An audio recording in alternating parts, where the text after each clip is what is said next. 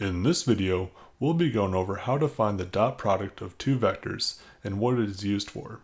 The dot product is an operation where you take the first values of two vectors, multiply them together, then add the second values multiplied together, then add the third values multiplied together. So in this example, we take the first values, 1 times 4, plus the second values, 2 times 5, plus the third values, 3 times 6. We get a dot product of 32. Now what does this operation look like? If you're thinking a 1 row by 3 column matrix multiplied times a 3 by 1 matrix, you are correct. This operation is equivalent to matrix A times the transpose of matrix B as depicted. What can we find out about vectors from taking the dot product? If the dot product is greater than 0, the angle between the vectors is less than 90 degrees.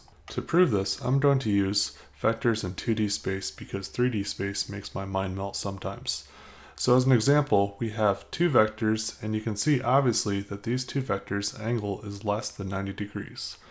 When we take the cross product, we get an answer of 5, which is greater than 0, so it must be less than 90 degrees. Now if the dot product is equal to 0, then the angle is 90 degrees between the two vectors. This case is known as orthogonal.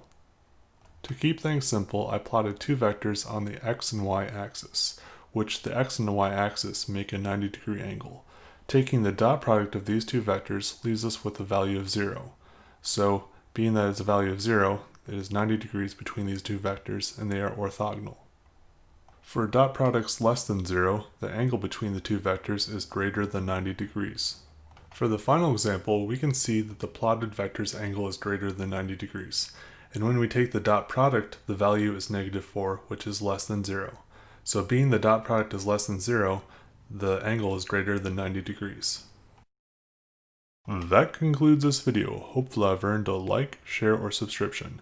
If you enjoyed this video, you may enjoy one of these videos as well. Let me know how I'm doing in the comments down below. Thank you for watching.